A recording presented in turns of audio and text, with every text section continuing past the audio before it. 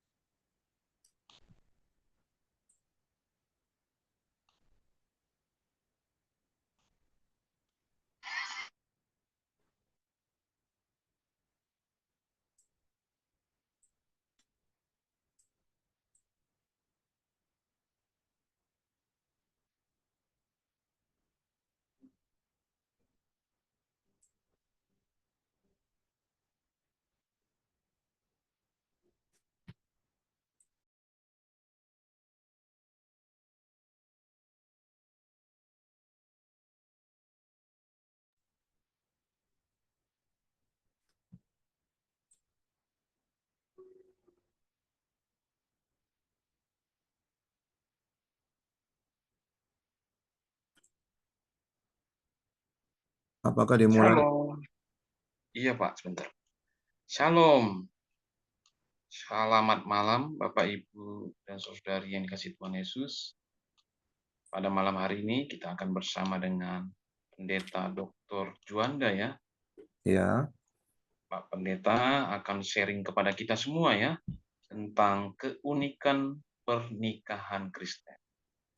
Nah, Bapak Ibu Saudara yang dikasihi Tuhan, bahwa acara ini juga direlay di channel-channel kami dan channel-channel teman-teman kami, yaitu channel YouTube Sema Adonai, channel YouTube Sema Adonai Apologetics, channel YouTube Omihen, channel YouTube Abi Ismail Channel, channel YouTube Pendalaman Alkitab, channel YouTube Ferdinand Wardana, channel YouTube Kodek FH, channel YouTube Nebu Ali, channel YouTube Batu Karang, channel YouTube Antara Channel, channel YouTube Garnet Zidan, Agus Kurnia Facebook, Duf Live It Facebook Live, Agus Kurnia Facebook Live, dan channel YouTube King Alexander. Ya.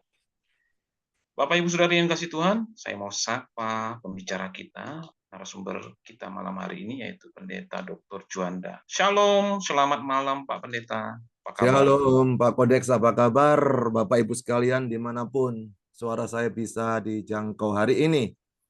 Senang sekali. Iya, terima kasih Pak Pendeta sudah bersama dengan kita ya. Nah, waktunya kami persilakan dan kami berikan kepada Pak Pendeta. Silakan Pak Pendeta. Oke, shalom Bapak Ibu sekalian dimanapun Anda berada, tentu melalui saluran media online, baik itu kalau saudara mau langsung bertatap muka bisa melalui Zoom ini, atau mungkin melalui channel-channel yang lain, YouTube dan sebagainya. Kiranya apa yang saya sajikan ini bisa menjadi berkat, menolong kita mencintai Tuhan Yesus dengan karya-karyanya, tentu saja yang bisa kita pelajari melalui Alkitab, firman Allah. Nah, Bapak Ibu sekalian, malam hari ini kita bersama-sama akan merenungkan tentang keunikan pernikahan Kristen. Hari ini saya mempergunakan kata pernikahan meskipun undang-undang itu undang-undang perkawinan. Karena ketika bicara kawin, langsung konotasi kita memang membutuhkan waktu sejenak mengubah bahwa terbiasa berkata kalau diberkati itu pernikahan. Meskipun beberapa gereja aktenya sudah menjadi akta kawin. Nah, ketika kita berbicara tentang keunikan, itu sesuatu yang menarik dalam kekristenan. Saya mencatat paling tidak ada 5 keunikan dalam kekristenan yang sulit dipahami oleh agama manapun, termasuk oleh penganut agama Kristen. Yang pertama adalah tentang Allah Tritunggal. Satu Allah dengan 3 pribadi. Ini sangat sulit karena sangat di luar nalar kita untuk memahami hal seperti ini. Yang kedua, yaitu pribadi Yesus. Satu pribadi dengan 2 natur, Allah sejati dan manusia sejati. Bahkan jangankan agama lain, penganut agama Kristen aja masih berdebat tentang ini. Yang ketiga adalah kepastian keselamatan dikarenakan karena kasih karunia.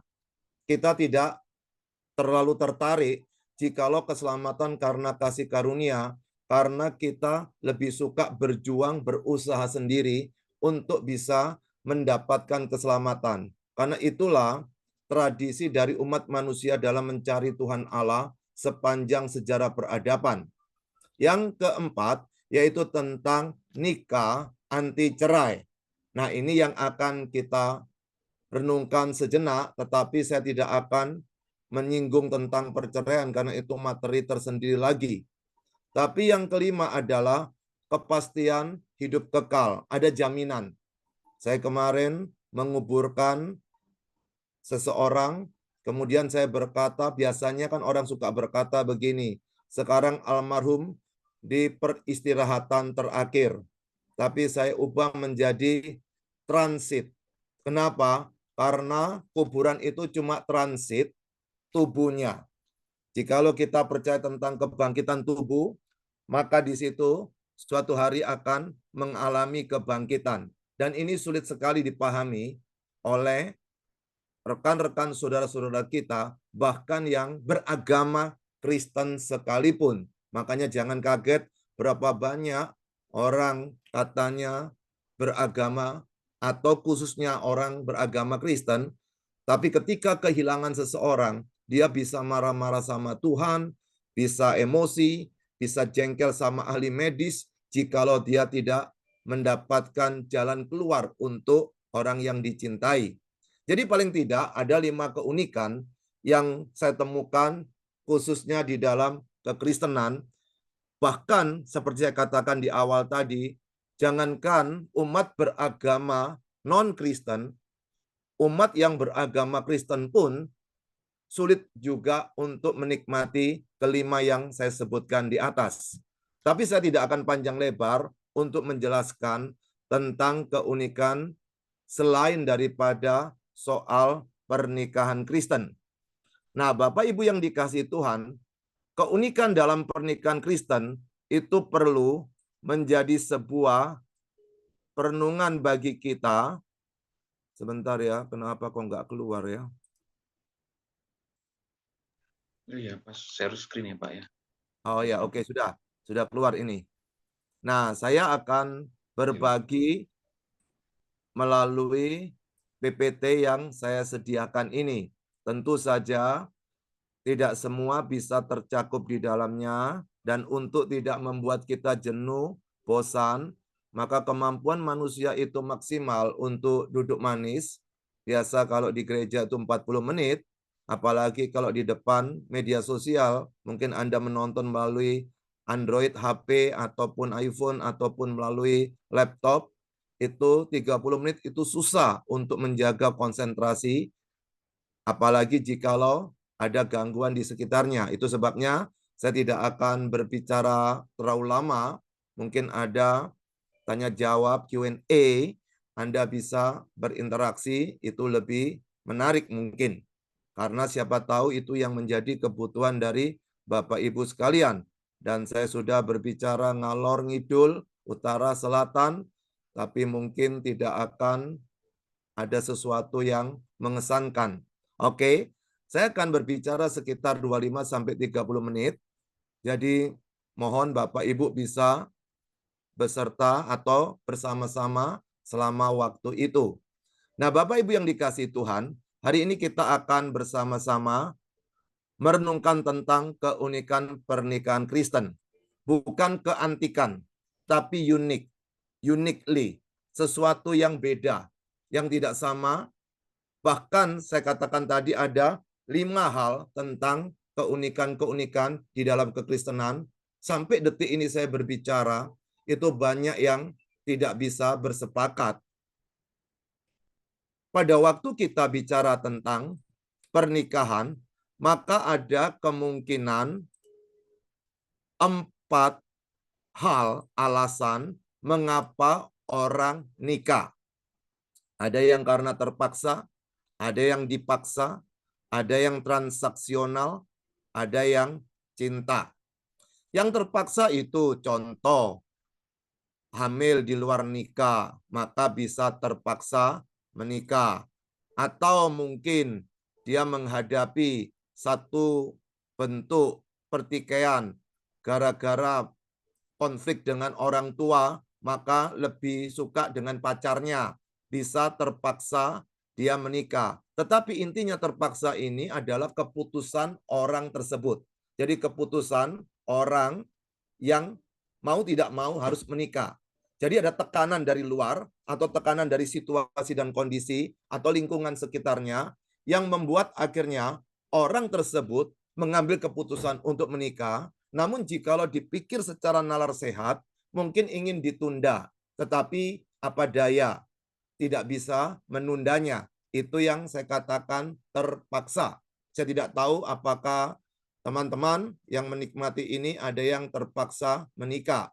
Tapi yang kedua adalah dipaksa. Kalau yang pertama keputusan adalah pada dirinya, tapi yang kedua ini keputusan ada pada orang lain yang menekan. Tapi kisahnya bisa sama dengan yang terpaksa, tapi sumbernya yang berbeda. Contoh, hamil di luar nikah, lalu dipaksa oleh pihak lain. Itu bisa menjadi tekanan bagi dia. Intinya tekanan saya adalah ketika orang itu terpaksa, maka dia sudah memutuskan. Namun kalau dipaksa, dia bisa melarikan diri juga. Namun ada tekanan dari yang pihak yang lain. Tapi yang ketiga ini yang menarik, ada pula orang menikah itu karena sifatnya transaksional. Biasanya ini konglomerat, anak konglomerat sama anak konglomerat. Nah, disitulah mereka akan barter, bukan cuma barter barangnya, tapi kekeluargaannya. Maka jangan kaget, biasa konglomerat itu bersaudaranya sangat luas sekali karena ada pernikahan di antara orang-orang tersebut. Contohnya lagi yang di Alkitab itu adalah Salomo dengan 700 istri dan 300 gundi. Jadi 1000 lah. Itu kalau ketemu pasangan yang pertama, mungkin butuh waktu 3 tahun, baru jumpa lagi. Iya kalau masih ingat. Tapi ingat, ketika Salomo melakukan itu, ada salah satu bentuk, yaitu kalau bisa menaklukkan sebuah daerah, maka bisa jadi siapa yang cantik, mungkin permaisurinya atau anaknya, yang daerahnya dikuasai oleh Salomo, itu mempersembahkannya menjadi istri atau mungkin jadi gundiknya Salomo. Tapi saudara ada yang menarik. Ini kisah terjadi di Indonesia, mungkin juga ada di beberapa daerah lain. Contohnya, ini terjadi di daerah Papua. Ada seorang bernama Win Sargen, tulisannya Sargen. Jadi Win Sargen ini seorang antropolog. Dia dari Amerika, kemudian dia ingin meneliti sesuatu tradisi yang ada di Wamena, di suku Dani. Nah, 2 minggu yang lalu saya memang berada di daerah Wamena sana. Jadi kisah ini saya juga dengar di situ. Nah, kemudian saudara, si Win ini mengadakan penelitian. Saya juga mengajar riset kan. Jadi kalau riset yang paling bagus itu adalah dengan hadir tinggal di tempat di mana kita meneliti. Nah, si Win ini pada waktu dia ada di daerah tersebut, kemudian dia mengambil bagian dalam tradisi di situ, tapi terjadi kericuan, terjadi keributan. Akhirnya dia mengambil keputusan menikah dengan kepala suku. Maka setelah menikah sekian waktu, lalu dia dideportasi keluar dari Indonesia dan dia kembali ke negaranya dan akhirnya dia menulis buku di sana. Kemudian saudara, contoh lagi, ada beberapa daerah Kristen, kemudian yang didatangi oleh keyakinan lain dengan menikahi orang-orang setempat. Karena dengan demikian bisa masuk di daerah tersebut dan kemudian menyiarkan agamanya. Jadi ini pernikahan sifatnya adalah transaksional. Jadi bukan dia itu terpaksa, dipaksa, tapi ada transaksi. Namun demikian antara dipaksa, terpaksa, dan transaksi itu masih ada benang merahnya, ada kaitannya.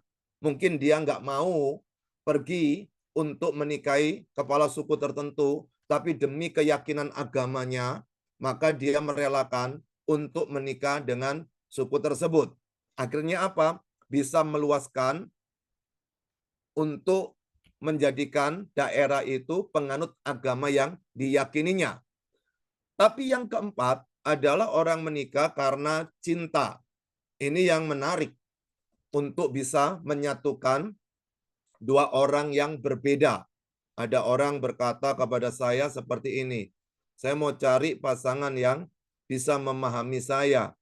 Saya bilang, jangankan orang lain, kita sendiri aja kadang-kadang susah bisa bersepakat dengan diri kita. Saya kasih contoh ya, pada waktu lampu merah, kuning, hijau di perempatan, tiba-tiba hati karena sebagai seorang Kristen yang taat pemerintah, yang takut Tuhan, inginnya berhenti. Tapi pikiran yang dikendalikan oleh hawa nafsu, kedagingan itu, lalu lihat kiri kanan, ternyata tidak ada aparat keamanan, dan lihat ke atas, tidak ada CCTV. Apa yang terjadi? Inginnya adalah menyerobot. Pada waktu ingin menyerobot, hati berkata, jangan. Pikiran berkata, mumpung tidak ada polisi. Hati berkata, jangan. Pikiran berkata, daripada terlambat. Hati berkata, jangan. Pikiran berkata, nanti apa kata hamba Tuhan di situ, saya yang bertugas. Jadi mau bertugas di gereja, berbuat dosa lebih dulu. Menarik bukan? Itu sebabnya kita dengan diri sendiri aja susah untuk bisa bersepakat loh ya. Apalagi dengan orang. Maka caranya bagaimana? Yaitu mendasari dengan cinta. Tapi ingat, cinta itu tidak akan menjadi sesuatu yang bermakna tanpa ada pengorbanan. Makanya Yohanes 3:16, karena begitu besar kasih Allah akan dunia ini, sehingga ia mengaruniakan anaknya yang tunggal, supaya setiap orang yang percaya kepadanya tidak binasa, melainkan beroleh hidup yang kekal. Cinta sejati itu ada pengorbanan. Tapi tetap saya katakan di sini cinta. Kenapa? Cinta bisa menyatukan. Bahasa cinta, kita bisa bersahabat. Lagu-lagu cinta membuat orang bisa bersama-sama merasakan sebuah situasi yang terjadi di belahan atau di tempat tertentu. Maka dari itu, ketika seseorang memiliki cinta, dia bisa berjumpa dengan orang lain dan menikah dengan dia. Tapi hari-hari ini hati-hati juga ya, karena cintanya bisa-bisa tidak sama lawan jenis. Itu sebabnya kalau saudara nanti ada waktu bisa lihat di YouTube saya Salam Hati Gembira, ada 5L bagaimana untuk mencari pasangan hidup yang sesuai dengan kehendak Tuhan. Yang pertama harus lawan jenis, L pertama, lawan jenis. L yang kedua tentu lahir baru. Kalau dulu saya lahir baru lebih dulu, tapi sekarang lawan jenis lebih dulu. Kalau sama-sama lahir baru ternyata dua-duanya itu adalah orang yang sejenis, itu juga bermasalah. Tapi yang ketiga, lakukan firman. Lalu L yang keempat adalah lancar komunikasi dengan pasangannya. Kalau gagap, nanti keluarga ini akan menjadi seperti museum, sunyi senyap. Kemudian yang kelima, lincah kerja. Jadi, ketika seseorang ingin menyatukan dua hati ini, cinta itu adalah dasar, tapi ada ukuran yang perlu dilakukan supaya cintanya tidak bertepuk sebelah tangan. Jadi saudara tahu bertepuk sebelah tangan, pukul gini kan tidak akan bisa berbunyi. Nah, kemudian itu dari dasar secara umum. Sekarang kita lihat sejenak dari apa yang dikatakan oleh Alkitab, tapi saya tidak akan mengeksposisi, menjelaskan ini panjang lebar, karena bukan ini yang menjadi tujuan dari penjelasan saya. Dalam Kejadian pasal 2 ayat 18, itu Tuhan Allah berfirman tidak baik kalau manusia itu seorang diri saja. Ini firman muncul ketika manusia belum jatuh dalam dosa. Aku akan menjadikan penolong baginya yang sepadan dengan dia. Pada waktu ini dibuat, tentu saja itu istri itu adalah penolong, bukan perongrong atau penggonggong, namun penolong. Nah, Bapak Ibu, penolong sama yang ditolong itu kuat yang mana? Tentu kita kalau berpikir cerdas, pasti penolongnya lebih kuat. Jadi semestinya istri-istri itulah yang harus lebih kuat daripada suami. Maka dari itu, ketika sang istri tidak kuat, dia minta tolong siapa? Minta tolong kepada Gusti Yesus. Minta tolong kepada Tuhan Yesus. Itu cara untuk bisa menikmati apa artinya istri sebagai seorang penolong yang sepadan dengan dia. Tentu saja sepadan ini tadi sudah saya definisikan dengan 5L tadi. Lawan jenis, lahir baru, lakukan firman, lancar komunikasi, lincah kerja. Mungkin Bapak Ibu punya definisi yang lain, tapi saya membangun definisi dari 5L tersebut. Kemudian saudara, ada hal yang kedua, kalau yang tadi ini tidak baik seorang diri saja, maka ada kerinduan Tuhan, mereka menjadi pasangan, dalam bahasa modern adalah rumah tangga. Maka ide rumah tangga itu adalah dari Tuhan. Maka dari itu, kalau ide rumah tangga itu dari Tuhan, tentu saja ketika diberkati harus dalam nama Bapa, Putra, dan Roh Kudus. Itu berarti sudah resmi di hadapan Tuhan. Baru setelah itu melakukan pencatatan sipil. Supaya kalau ada persoalan, saya tidak menghendaki bercerai, tapi kalau tiba-tiba salah satunya lari, itu konsekuensi hukumnya nggak ada. Kenapa? Karena tidak ada catatan sipil. Jadi Bapak Ibu, kalau melayani, kemudian Anda sedang ada di sebuah gereja menjadi seorang diaken atau penatua, bukan cuma pemberkatan gereja, tapi tekankan juga catatan sipilnya. Sesegera mungkin. Karena apa? Kalau sebelum ada catatan sipil, memang di hadapan Tuhan sudah resmi. Tapi pada waktu salah satunya itu melarikan diri, maka yang ada atau yang baik-baik itu, dia akan dirugikan. Dia akan protes kemana? Ke polisi. Atau protes kemana? Ke pengadilan. Tidak ada dasar hukumnya.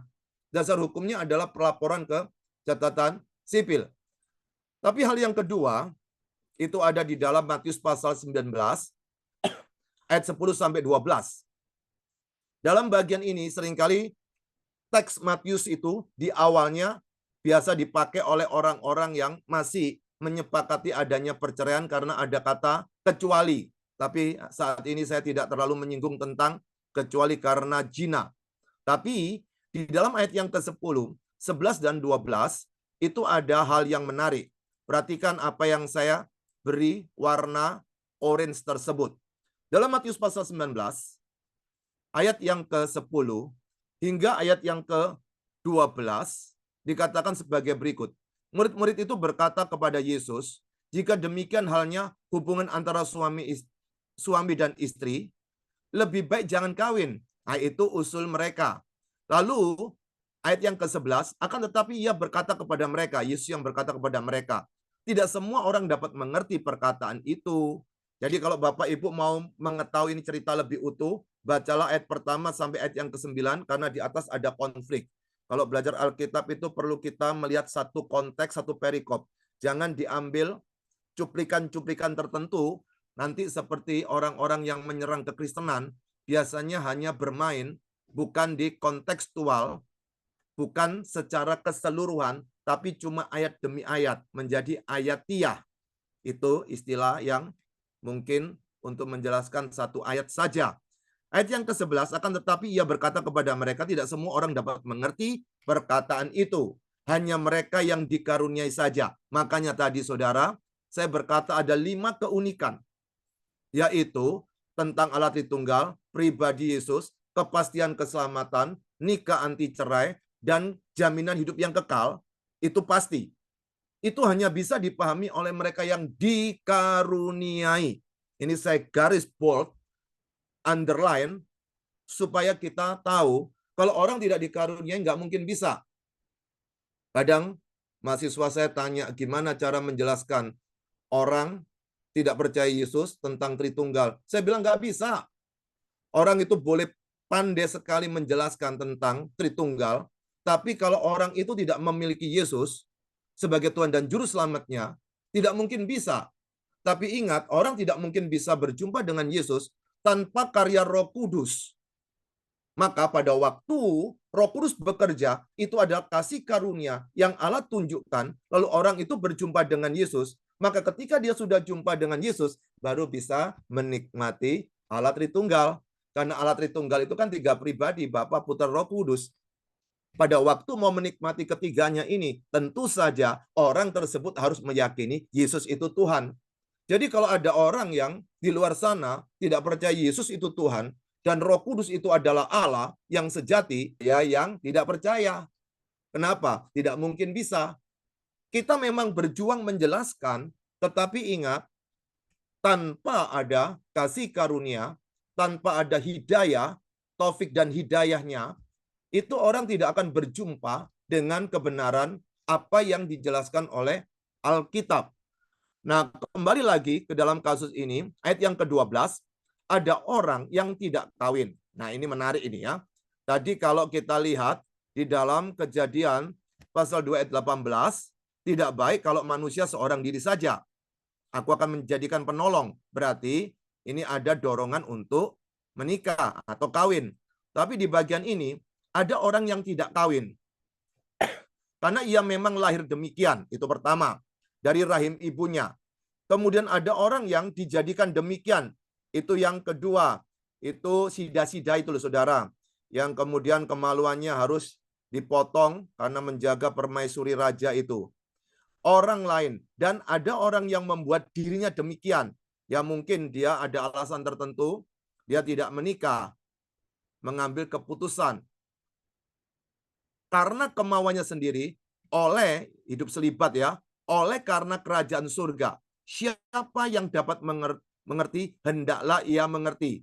Coba bayangkan, perkataan siapa yang dapat mengerti, hendaklah ia mengerti, itulah yang sedang dijelaskan dalam makna mereka yang dikaruniai saja.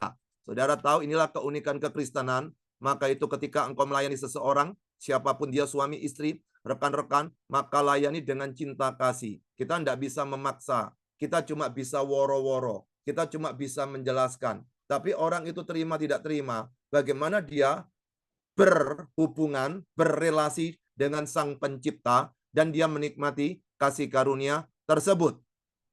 Kemudian saudara, ada di dalam 1 Korintus pasal yang ke-7, ayat yang ke-36 hingga yang ke-38, yang berkata sebagai berikut.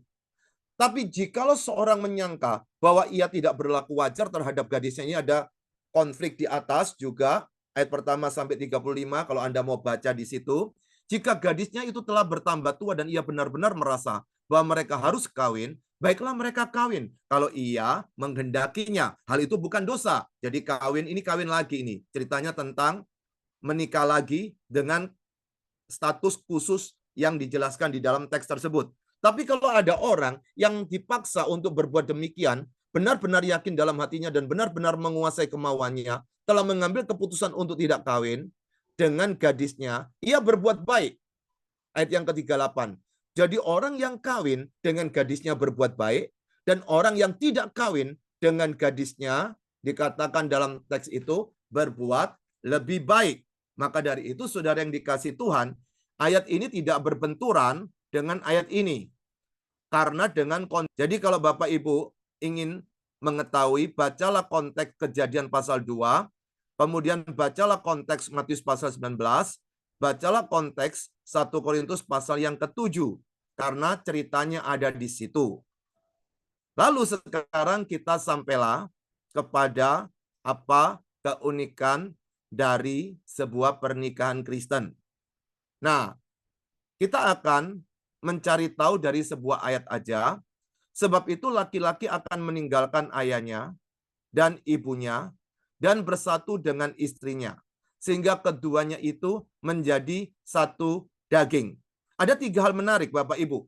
Dari kisah surat Efesus pasal yang kelima ini. Biasa bagian ini dipakai untuk pemberkatan nikah. Dan kita lihat ada satu ayat yang menjadi fokus kita pada saat ini supaya kita tidak terlalu lama untuk menikmati karena nanti bisa ditinggal tidur. Nah, saudara, ada 3 S. Apa keunikan dari pernikahan Kristen yang diuraikan dalam Efesus pasal 5 ayat yang ke-31? Yang pertama, sebab itu laki-laki akan meninggalkan ayahnya dan ibunya. Yang pertama adalah pernikahan itu harus saling membangun di antara mereka. Maka itu pernikahan yang bagus, khususnya pernikahan Kristen, tidak boleh tinggal di orang tuanya. Baik orang tua atau mertua. Mereka bisa mandiri. Karena mereka di situ harus membangun. Mereka harus bersatu. Pada waktu mereka meninggalkan ayahnya, meninggalkan ibunya, itu mereka menjadi raja dan ratu yang baru. Tidak ada lagi pimpinan, mereka jadi kerajaan baru. Nah, pada waktu menjadi kerajaan baru di situ, kita perlu tahu mereka pasti punya aturan sendiri, punya tata tertib sendiri, tata krama sendiri. Maka pada waktu mereka sudah menikah, mereka harus mengatur perjanjian tersebut, kesepakatan tersebut di antara laki-laki dan perempuan tersebut, suami istri tadi. Ini memang beratnya kalau pernikahan itu beda suku atau beda ras. Karena akan terkait dengan masa lalu, kemudian mereka harus berkompromi, bersama-sama membangun. Nah, pada waktu mereka sedang saling membangun ini, tentu banyak persoalan-persoalan yang terjadi di antara mereka. Banyak konflik yang akan muncul. Maka posisi daripada keluarga, baik keluarga laki maupun keluarga perempuan, itu bukanlah menjadi hakim untuk mereka, tapi mensupport supaya mereka bisa berdiskusi di antara mereka. Makanya di awal tadi saya berkata ada 5 L. L yang keempat adalah lancar komunikasi. Jadi di antara mereka berdua harus bisa saling berbicara untuk bisa menikmati apa yang sudah mereka putuskan. Maka memang berat ya. Kalau lakinya itu sarjana fisika, kemudian istrinya itu sarjana matematika, rumahnya bisa menjadi seperti museum. Kenapa? Dua-duanya pemikir. Dua-duanya adalah orang yang tidak gampang untuk berbicara. Tapi kalau lakinya itu marketing atau penjual properti, lalu istrinya itu adalah marketing penjual asuransi, wow itu keren. Nanti rumahnya seperti pasar malam, ramennya luar biasa. Maka itu saudara, kita nggak bisa mencegah itu. Ada yang sama-sama pendiam, ada yang rame dengan profesinya. Tapi ada juga mungkin satunya adalah pekerja yang sifatnya sosial, satunya adalah penyuka mungkin akuntansi, jadi hitung-hitungan. Nanti mungkin salah satunya lebih suka bicara, itu dalam profesi. Tapi ada juga yang terkait dengan karakter seseorang, yang ekstrovert atau introvert. Maka yang ekstrovert itu bisa suka bicara, tapi yang introvert suka berdiam. Tapi nanti ketika digebukin, ketika berbicara ini bukan digebukin, dipukul ya, digebukin dengan pembicaraan tadi, apalagi yang ekstrovert itu yang laki, waduh yang perempuannya diserang terus, hati-hati, nanti tahu-tahu bisa curhat keluar. Pada waktu dia curhat keluar, nanti bisa ada virus-virus yang akan menghancurkan dia. Maka dari itu, pentingnya pacaran itu adalah saling kenalan. Tapi kalau pacarannya LDR, pacaran jarak jauh, kemudian lalu menikah, maka pada waktu menikah, dia baru saling kenalan.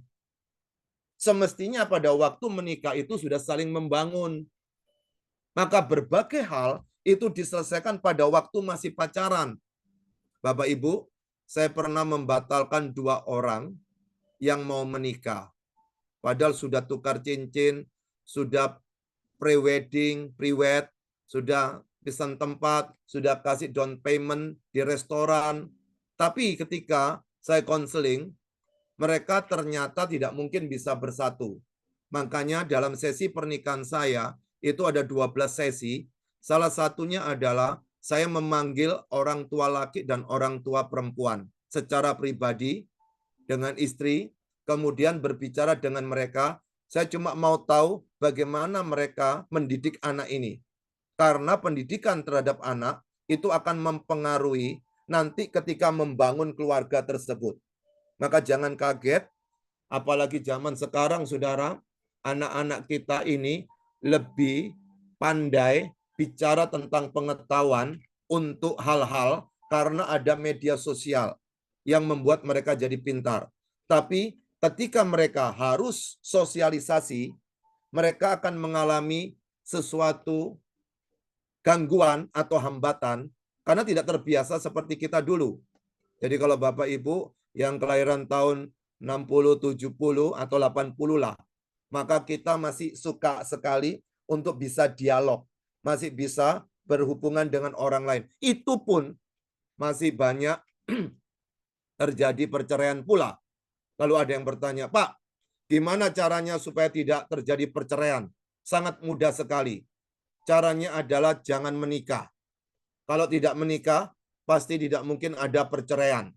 Jadi, ketika seseorang bertanya kepada saya cuma jawab, jangan menikah. Itu yang akan membuat kita tidak akan terkait dengan perceraian. Tetapi kalau sudah terlanjur menikah, tidak boleh bercerai. Maka disitulah membutuhkan konselor. Tapi seringkali kita lupa, kita punya konselor yang serba bisa, yaitu Roh Kudus. Kita punya konselor yang hebat, Allah Tritunggal. Datanglah kepada Dia. Maka di situ kita akan bisa menikmati persekutuan dengan Tuhan, Sang Pencipta, Sang Pencetus ide daripada pernikahan atau rumah tangga. Tetapi jikalau mereka tidak berpisah dari orang tua, mereka terikat dengan orang tuanya atau salah satu orang tua, maka yang terjadi Bapak Ibu adalah tata tertib, aturan-aturan dalam rumah tangga itu bisa kacau balau. Contoh, orang tua A punya tatanan seperti ini, orang tua B punya tatanan seperti ini. Lah ini kan mereka menikah itu jadi kerajaan baru, menjadi penguasa baru, punya domain baru. Ada king, ada queen, ada domain. Nah, mereka ini harus mengatur, membangun sesuatu yang baru. Nah, pada waktu membangun sesuatu yang baru, lalu kalau direcoki, bisa mengalami satu persoalan. Maka itu banyak yang mengelus dadanya karena mungkin tinggal di orang tua salah satu pihak. Itu sebabnya Bapak Ibu yang dikasihi Tuhan, saling membangun.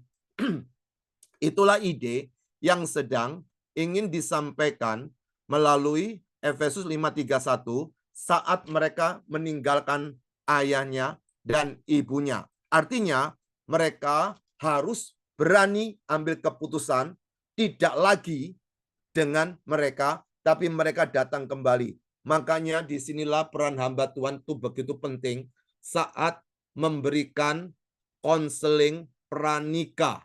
Karena di situ akan menolong apakah pasangan tersebut akan bertahan atau tidak dalam pernikahan. Bukan cuma konseling pranikah. Sesungguhnya gereja itu ada konseling namanya pasca nikah. Mungkin usia 40-50 tahun itu sudah mulai bosan. Ayo jujur-jujuran Bapak Ibu yang mendengarkan apa yang saya sampaikan ini. Siapa sih yang sudah menikah 20 tahun, 30 tahun, tidak enak lihat pasangannya, tidak muak lihat pasangannya. Kita tiap hari makan rawon aja, itu bisa nekan. Kita tiap hari makan soto, bisa nggak bahagia, bukan? Karena apa? Kita adalah manusia yang ada unsur bosennya. Tapi cinta melalui kebenaran firman itu yang akan membuat pertahanan yang kuat terus membangun. Jadi kalau pernikahan itu hanya untuk ngejar kebahagiaan, dia akan kecewa. Tapi pada waktu mereka menikah, mereka saling membangun, disitulah mereka sama-sama bekerja untuk menjaga keutuhan dari rumah tangga yang sudah diputuskan tersebut. Hal yang kedua, Bapak Ibu sekalian, keunikannya yaitu saling mengisi. Dikatakan dalam teks tadi, sebab itu laki-laki akan meninggalkan ayahnya dan ibunya dan bersatu dengan istrinya, sehingga keduanya itu menjadi satu daging. Maka dulu yang dua, ketika mereka sudah menikah, jadi satu. Kalau kita membaca kitab Efesus secara utuh, pernikahan Kristen itu seperti hubungan antara Kristus sebagai kepala dan gereja adalah umatnya, jemaatnya. Adalah mempelai pria dan mempelai wanita. Maka kalau yang dulunya dua, sekarang jadi satu. Jadi sesungguhnya kita ini sudah satu, maka ketika sudah jadi satu, bukan cuma kita bisa membangun, tapi mengisi dari kekurangan masing-masing. Tiap kita kan punya kekurangan, bukan? Karena dulu itu dua, punya egoisme masing-masing, jadi satu. Tentu saja harus berjuang untuk mengurangi egoisnya, harus bisa memberikan yang terbaik. Disitulah perjuangan yang berat, lebih berat daripada membangun. Karena pada waktu mengisi, itu harus cocok. Kalau Bapak Ibu tahu puzzle, yang pernah bermain puzzle, itu ketika dimasukkan begini, kalau nggak klik, itu nggak akan jadi puzzle yang bagus. Kalau Bapak Ibu tahu tentang bagaimana Anda, apa itu namanya, yang dari yang merenda itu loh, dari seperti anunya apa itu yang untuk nyamuk itu kan bisa dibuat gambar, lalu kemudian pakai benang begini, saya lupa namanya kristik atau apa itu, lalu diukir demikian rupa. Nah, pada waktu itu benang-benang itu harus mengikuti gambar, ada patronnya, lalu diatur. Tapi pada waktu dilihat dekat, jarak dekat begini, itu nggak bagus loh, kurang menarik. Tapi kalau dilihat dari jarak jauh, kelihatan bagus. Maka dari itu kadang-kadang kita suami istri saling mengisi, itu benturannya banyak. Pada waktu benturannya banyak, tentu kita perlu menyelesaikannya karena ingat hukum yang pertama tadi harus saling membangun. Nah, pada waktu saling mengisi, mereka sudah bersatu lagi, bukan lagi dua.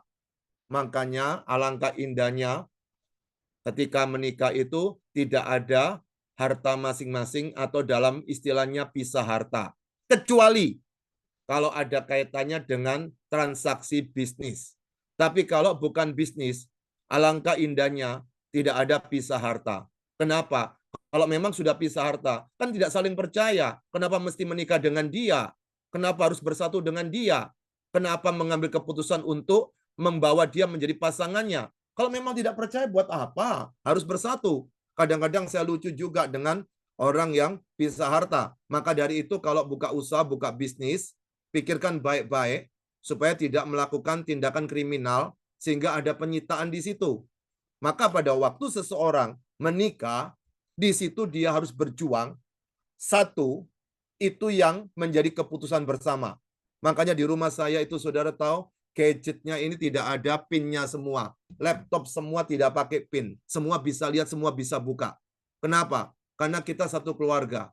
Kalau memang ada rahasia, kenapa mesti menikah dengan orang itu? Karena memang ketakutan. Kenapa harus bersatu dengan orang itu? Maka Bapak Ibu yang dikasihi Tuhan, ketika orang itu sudah bersatu, saling mengisi, maka kita perlu tahu apa yang menjadi selera dia, apa yang menjadi selera ini, apa yang menjadi kesukaan sana, apa yang menjadi kesukaan di sini, apa yang membuat kita bisa menyenangkan dia. Demikian itu terkait dengan bagaimana kita bisa bersekutu dengan Tuhan Yesus.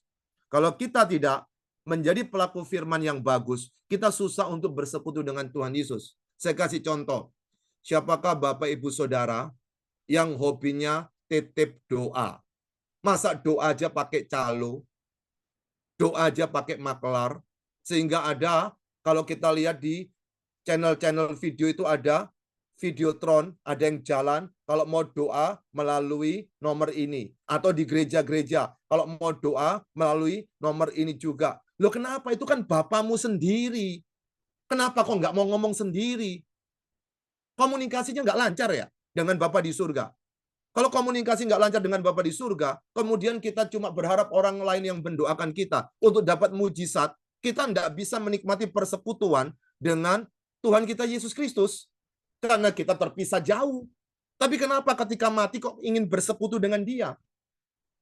Pada waktu meninggalkan dunia ini, kenapa ingin ketemu Dia di surga? Kalau memang nggak suka sama Tuhan, ya sudahlah. Tidak perlu lagi kita bersekutu dengan Dia. Tapi pada waktu ada di muka bumi ini, mereka bersemangat untuk bekerja keras, tapi tidak terlalu tertarik dengan Tuhan. Pak, percuma ikut Tuhan, Pak, berat. Maka itu hari ini, anak-anak muda lebih suka yang ateis atau suka agnostik. Kenapa? Karena mereka tidak mau diganggu oleh tata tertib atau aturan-aturan sifatnya agamawi. Mereka lebih suka free. Itulah manusia yang sejak awal ingin memberontak. Makanya saya suka berkata, saudara, kenapa ada orang bisa terjebak LGBT? Ada dua hal. Pertama, karena cengkraman dosa. Gara-gara dosa itulah mereka memberontak. Tuhan Allah berkata, menciptakan laki dan perempuan. Dia tidak terima. Aku yang ketiga. Bukan persoalan fisiknya seperti apa, bukan persoalan karena kecenderungannya seperti apa, tapi itu karena cengkraman dosa. Tapi yang kedua, kenapa orang terjebak LGBT? Karena salah didik.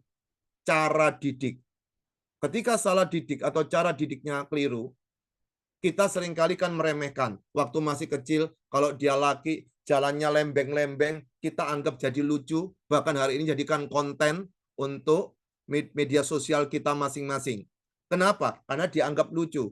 Tapi suatu hari, si cowok tadi itu sudah besar, lalu miring, nanti maka pemberkatan nikahnya, maka yang terjadi adalah bukan lagi David dengan Henny, tapi mungkin David kemudian dengan Budi. Kenapa bisa begitu, saudara? Karena mereka sudah miring, susah baliknya.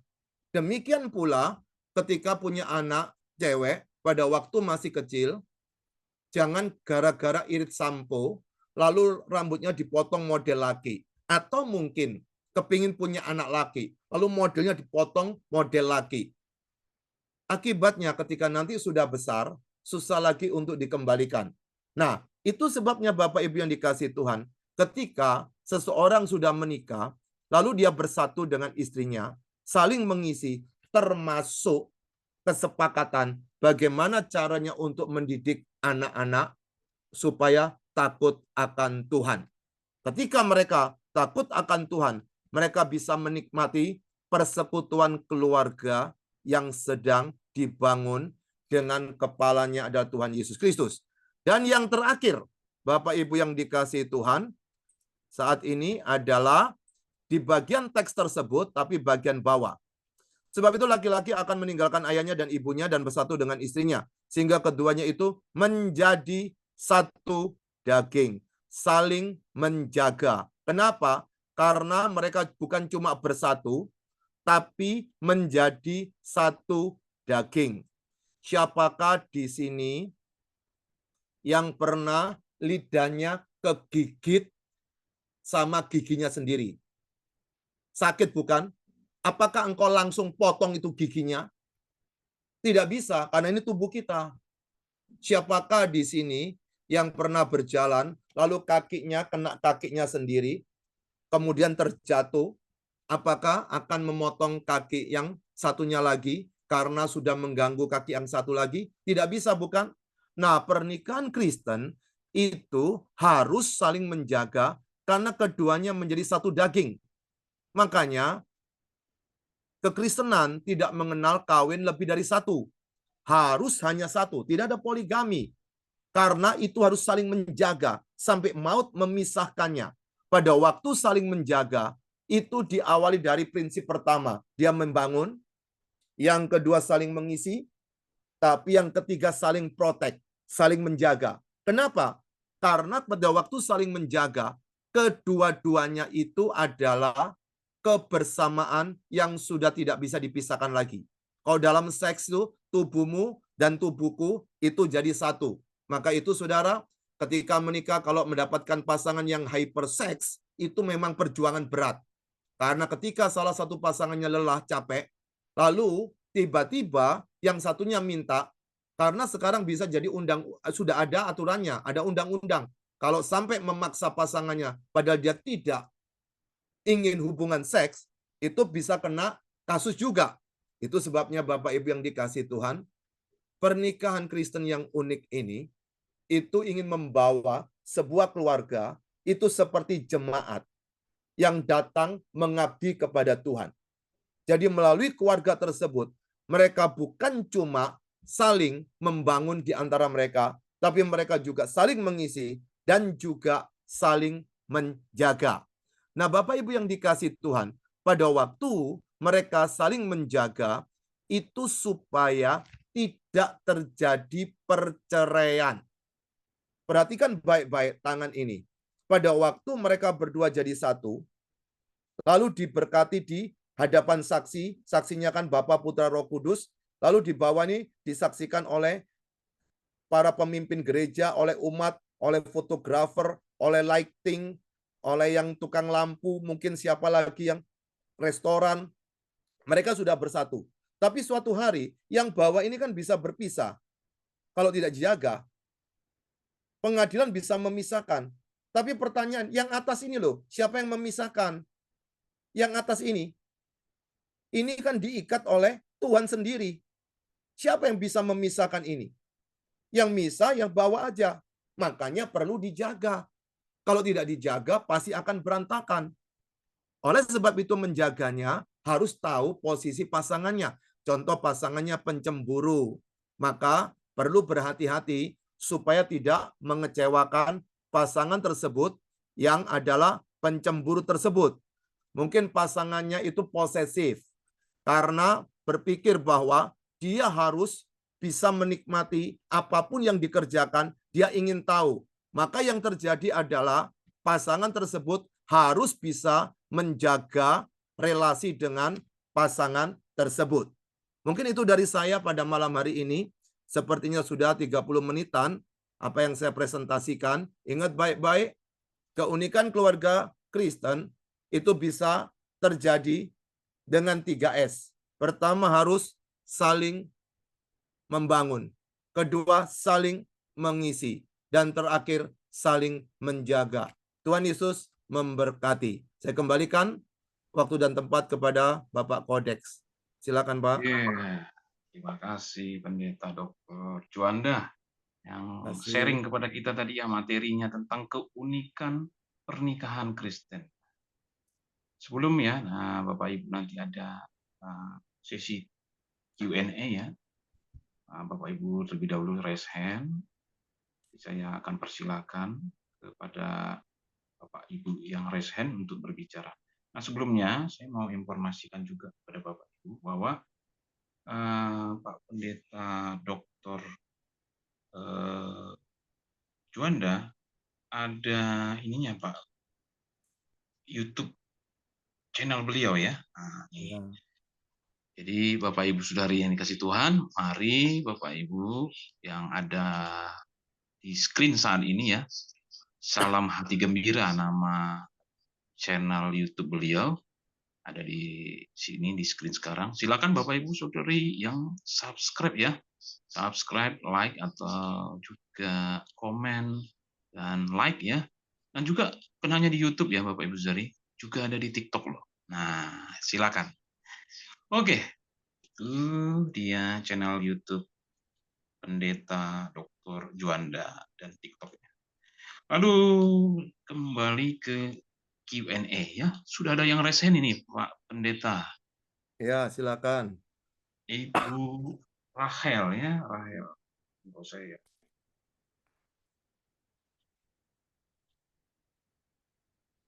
Dipersilakan Bu Rahel. Shalom, Pak Pendeta Juanda, Bro Shalom, Ibu. Kodex. Ya, selamat malam. Pak Pendeta, saya tuh ingin tahu alasan dari satu cerita yang mau saya sampaikan. Jadi begini, Pak. Ada teman saya ini seorang Katolik perempuan, bercerai dengan suaminya. Kemudian mereka berpacaran dengan seorang Muslim. Dia berpacaran dengan seorang Muslim. Kebetulan teman saya juga. Nah, dengan berjalannya waktu, setelah 15 tahun mereka pacaran, si anak mereka kan makin lama makin besar. Kemudian di saat si putri ini mau eh, menikah mau serius ke jenjang perkawinan, orang tua anak si anak laki ya, yang lakinya jadi si anak teman saya tuh anaknya perempuan. Jadi calon mertuanya ini bertanya kepada dia, siapakah sebentar Pak? Sebentar. Kenapa? Nggak dengar?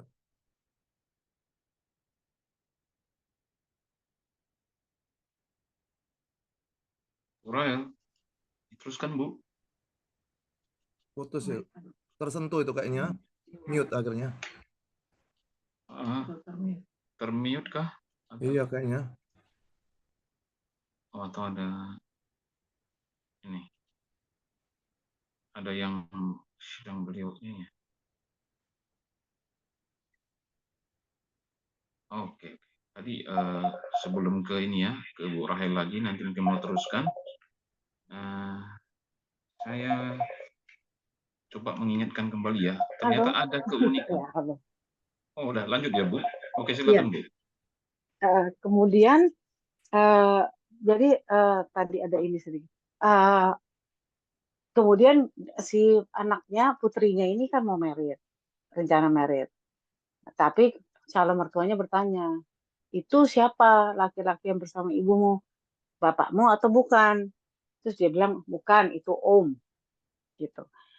Nah, kemudian akhirnya karena pasangannya juga Katolik, jadinya akhirnya anak itu disuruh putus karena mengetahui ibunya bercerai dan mau merit dengan seorang Muslim. Jadi calon besan sama besan ini. Nah, saya akhirnya anak ini berkata kalau mama nggak mau merit, saya nggak akan kawin. Nah, saya mau tanyakan begini Pak Pendeta, mengapa si calon besannya ini mengetahui bahwa si calon besan si perempuan ini bercerai kemudian akan menikah lagi dengan orang lain, kenapa disuruh putus, Pak? Apa yang menyebabkan dari pikiran orang, menurut pandangan Pak Pendeta, mengapa tidak diperbolehkan menikah dengan seorang ibu yang bercerai dan akan menikah lagi dengan orang lain, tapi dia memang dari Katolik? Begitu, Pak. Apakah ada yang dikhawatirkan oleh si calon mertua dari anak perempuan ini kalau sampai itu terjadi di perkawinan? Gitu, Pak. Jadi saya juga nggak paham itu kenapa bisa terjadi. Sudah, Bu? Sudah, Pak. Apakah langsung Pak Bodek saya ngomong? Iya. Langsung saja Pak. Oke. Terima Silakan, kasih Pak. Bu Rahel. Pertanyaannya Iya. menarik. Tapi saya susah paham karena yang ngomongkan si orang itu. Tapi kita analisa aja. Begini aja Iya. gampangnya ya. Gampangnya begini ya. Bapak Ibu, suatu hari pada waktu mungkin Bu Rahel masih muda dulu. Pada waktu Bu Rahel masih muda. Lalu kemudian saya tidak bisa lihat wajah kan. Lalu kemudian Bu Rahel pacaran. Lalu tahu pacarnya dulu itu adalah seseorang yang mungkin pernah merampok atau membunuh. Apakah kita tidak ragu-ragu bahwa nanti itu akan mempengaruhi pernikahan? Nah, saya kasih ilustrasi ini adalah seperti ini. Manusia itu suka melihat apa yang terjadi itu akan terjadi lagi. Tapi memang seperti itu adanya. Saya kasih ilustrasi lagi ya. Bapak Ibu, kalau ada orang yang pernikahannya baik-baik, mungkin 20-30 tahun baik-baik, tiba-tiba umur 60-an ternyata selingkuh, biasanya dia pada waktu masih muda, hobinya nge-seks. Hobinya adalah suka berbuat seperti itu, maka bisa muncul lagi. Itulah karakter manusia. Jadi pada waktu seseorang menerima Yesus sebagai Tuhan dan Juru Selamat, Bapak Ibu sekalian, Yesus itu mati di atas kayu salib itu menebus dosa, memikul dosa kita, tapi tidak mengubah karakter kita. Karakter kita adalah tanggung jawab kita masing-masing. Itu kalau dalam bahasa Alkitab, kalau kita hidup kudus, hidup baik, itu ada mahkota, ada pahala yang terkait dengan kekekalan. Nah, tetapi, Bu Rahel masih ada, oke. Tetapi kita ini kan punya kecenderungan. Satu hari ini kita baca Alkitab berapa banyak sih? Berdoa berapa banyak sih? Kita suka menikmati medsos lebih banyak daripada kita menikmati kebenaran firman. Nah, itu sebabnya apa yang dikatakan di luar seringkali mempengaruhi kita. Saya kasih contoh ya, Bapak Ibu ya. Mereka yang dikirim ke sekolah Alkitab, maaf kata, saya mengajar sekolah Alkitab itu hampir 20 tahun lebih, biasanya adalah dari anak-anak keluarga-keluarga yang IQ-nya kurang bagus, yang kurang cerdas, kemudian dimasukkan ke sekolah Alkitab. Yang bagus-bagus suruh ke sekolah kedokteran. Ambil di sekolah-sekolah yang bonafit, Universitas Bonafit. Tapi lucu lagi, pada waktu masukkan sekolah Alkitab yang mahal, yang bagus, yang berkualitas internasional, bayarnya mahal, nggak terima. Kenapa sekolah Alkitab kok bayar mahal? Tapi kenapa masuk di sekolah umum bayar mahal nggak apa-apa? Karena apa? Mindsetnya adalah untuk Tuhan itu bekas-bekas nggak apa-apa. Untuk Tuhan tuh nggak usah yang terbaik. Pada waktu kita berkata, kita harus memberikan uang kita yang terbaik, semua yang terbaik. Itu biasa yang ngomong belum tentu memberikan yang terbaik. Tapi dia punya konsep yang terbaik. Nah, saya kembali ke kasus Bu Rahel. Ini saya kasih gambaran tentang manusia untuk kita bisa tahu kita nggak lepas dari seperti itu juga kok. Contoh ya, kalau Anda dari suku tertentu ingin keluarganya, anaknya menikah dengan suku itu bukan, artinya adalah ras diskriminasi itu banyak di gereja. Tetap akan ada. Maka itu kalau gereja dari suku tertentu, gembalanya suku tertentu, nanti bendaranya suku tertentu itu juga. Tetap ada diskriminasi. Sekarang saya kaitkan dengan apa yang Bu Rahel ceritakan. Saya tidak tahu Bapak itu dapat bisikan dari mana. Mungkin mereka menyelidiki, mungkin mereka cari tahu bagaimana tentang keluarga ini, saya tidak tahu. Tapi kalau mungkin ini dari keluarga yang menganut bobot, bibit, bebet, itu analisanya sangat pelik sekali. Makanya hari ini anak-anak tidak lagi suka bobot, bibit, bebet, tapi langsung bubut, dihamili, dan babat. Langsung dia sikat. Tapi kalau bobot, bibit, bebet ini dipegang, itu seperti orang yang betul-betul mau beli rumah, mau beli mobil, sangat detail sekali. Pada waktu melihat keluarga seperti ini, dari calon tadi itu, orang tua si laki tadi, karena melihat ini, calon besannya mungkin divorce atau bercerai begini, lalu pikirannya, wah nanti itu akan terjadi sesuatu. Apalagi di dalam kekristenan itu kan ada istilah transfer roh. Kadang-kadang saya heran juga ya, transfer roh itu caranya gimana ya? Yang ada kan transfer duit, pakai rekening kan. Tapi transfer roh juga ada. Itu mungkin ya, itu mungkin ya, mungkin. Itu kita ini kan suka mengikuti gaya Amerika. Kalau pendeta Amerika datang itu, pendeta lokal akan disuruh pinggirkan. Lalu pada waktu pendeta Amerika itu mungkin berkata spiritual transfer, mestinya kan bisa diubah bukan transfer roh, tapi transfer semangatnya mungkin, transfer karakternya mungkin. Tapi kan sudah terlanjur transfer roh, maka dari itu menghantui kalau orang itu keluarganya berantakan, jangan sampai akan terjadi transfer kepada anaknya. Dalam tanda petik, kita ini hidup, suka tidak suka, sedang disandera oleh masa lalu. Maka itu kalau kita pernah bertemu dengan seseorang yang pinjam uang kita, lalu orang itu tidak bayar, suatu hari dia bertobat, lalu datang ke rumah Anda, kita tetap curiga. Jangan-jangan pinjam uang lagi. Ternyata benar pinjam uang. Tapi dia berjanji, saya akan kembalikan. Saya dulu belum bertobat, belum lahir baru, tapi sekarang saya kembali. Saya ini ada usaha. Kita kan tidak mungkin gegabah untuk meminjaminya, bukan? Nah, sekarang kembali lagi kepada kasus pernikahan. Biasanya orang menikah suka meneliti bobot bibit bebet ke belakang. Padahal menikah itu kan ke depan. Kenapa nggak lihat ke depan, suka lihat ke belakang? Apalagi orang ini punya pengalaman yang banyak dengan tradisi-tradisi nenek moyang, leluhur yang banyak, sukanya lihat ke belakang. Tidak suka lihat ke depan. Padahal dalam 17 berkata, jadi siapa yang ada di dalam Yesus, ia adalah ciptaan baru, yang lama sudah berlalu, sesungguhnya yang baru sudah datang, bukan sedang datang. Makanya orang yang sudah memiliki Yesus, dia harus bisa tampil yang beda, unik, daripada orang yang belum memiliki Yesus. Saya tidak menyebut agama apapun juga, tetapi kuncinya adalah apakah orang ini sudah jumpa dengan Yesus atau tidak. Kalau sudah jumpa dengan Yesus, harusnya pikiran-pikiran Kristen, pikiran-pikiran Kristus, itu yang mewarnai dirinya. Tapi kita kan tidak bisa begitu ya. Kan kita masih tergantung sukuisme, rasisme, kecuali agama ya, itu lain cerita. Sama-sama lahir baru, tapi beda suku belum tentu boleh. Sama-sama lahir baru, tapi beda ras belum tentu boleh.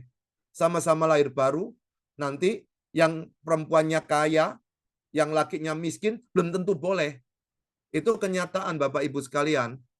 Maka itu, ketika saya berbicara seperti ini, karena saya ingin menunjukkan, kita jangan menjadi penerus daripada filosofi seperti itu. Tapi memang berat Bapak Ibu. Tapi, kalau ditanya oleh Bu Rahel tadi, kenapa bapaknya itu berbuat seperti itu? Yang pasti saya tidak tahu, pertama. Tapi yang kedua, mungkin dia punya tradisi, ikatan, atau sentuhan masa lalu, itu lebih hebat daripada pengetahuan tentang Alkitab. Mungkin itu dari saya, Bu Rahel. Terima kasih. Apakah menjawab, Bu Rahel?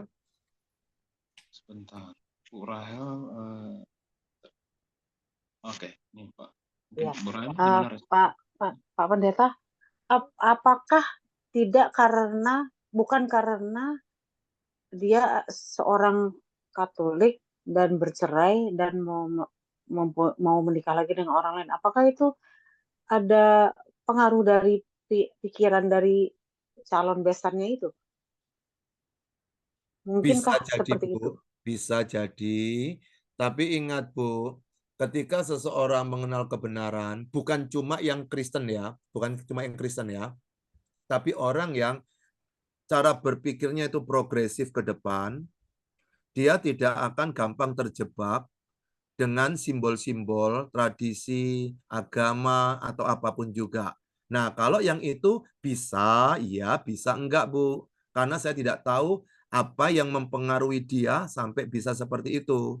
Atau mungkin satunya dari contoh Protestan, satunya Katolik, ini jadikan alasan juga bisa, Bu. Macam-macam, Bu. Ya, macam-macam. Itu yang bisa kalau saya, makanya kan kalau saya melayani konseling pranikah, saya minta orang tuanya juga saya dengar sepatah dua kata dia ngomong 15 menit tentang ide pernikahan, tentang bagaimana dia ngurusin anaknya. Jadi saya tahu, oh tipe ini seperti ini, tipe ini seperti ini. Lalu di situ saya berkata, kayaknya kamu berdua ini pernikahannya berat. Itu saya ngomong. Pernikahan kalian berdua ini akan berat. Kalau kalian tidak mau punya rumah sendiri, minimal kos.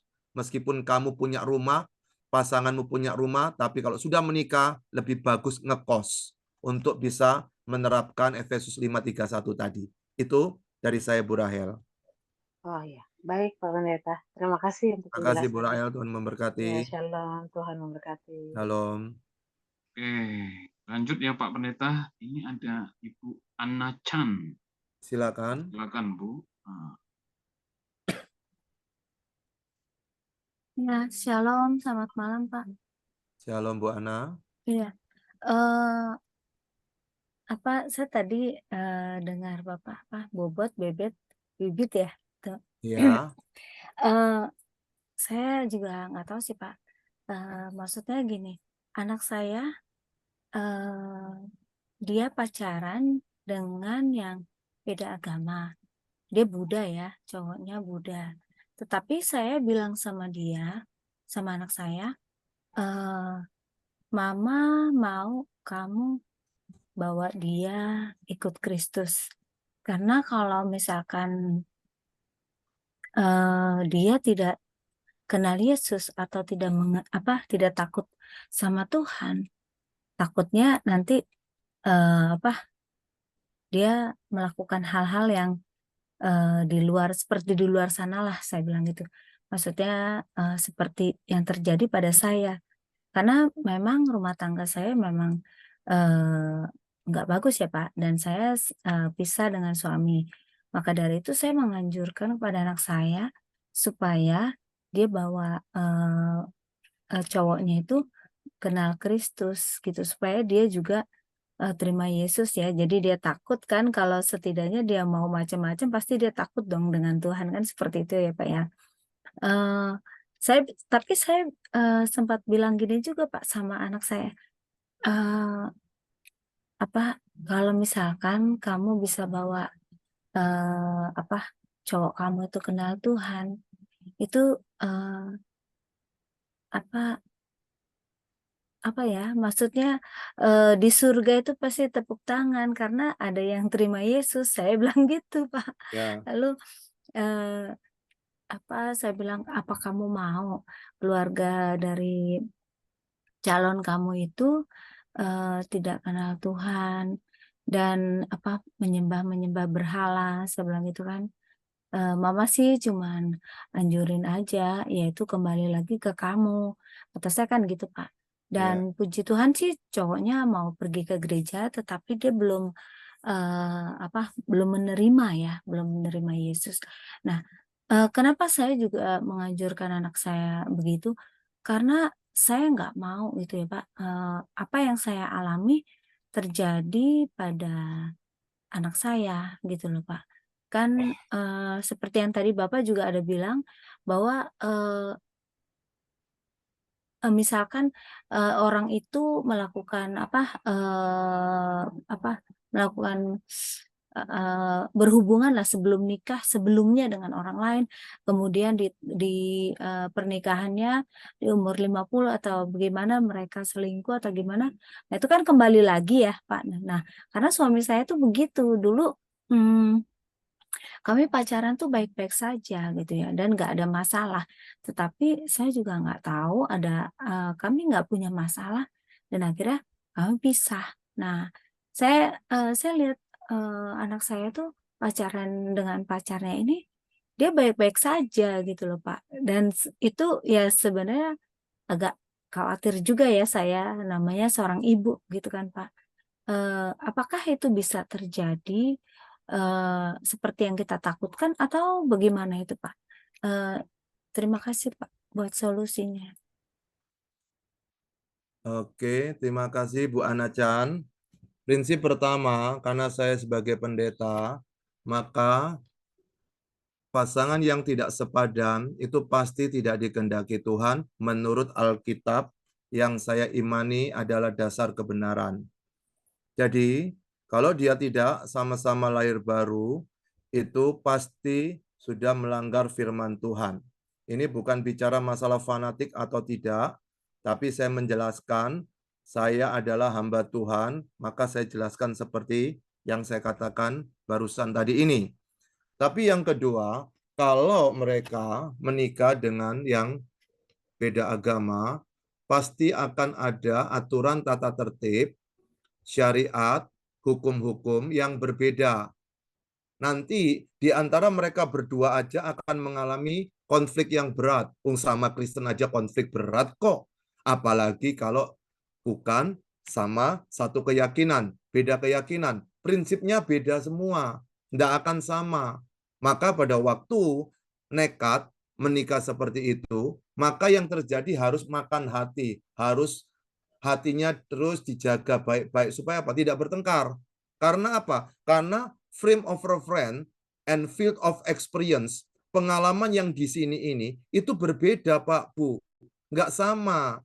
Jadi pada waktu kita menikmati Yesus, dia akan menikmati pembaharuan akal budi, dia akan menikmati buah roh, kasih, sukacita, damai sejahtera, kesabaran, kemurahan, kebaikan, kesetiaan, kelemah lembutan, dan penguasaan diri. Ini akan muncul dalam diri orang itu.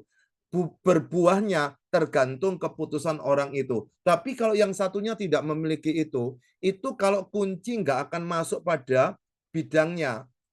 Kalau kita bersekutu dengan mereka, kita akan kesulitan untuk menjelaskan iman kita kepada pasangan kita dengan rasa malu hati, sungkan hati, kecuali yang satunya akan memaksa.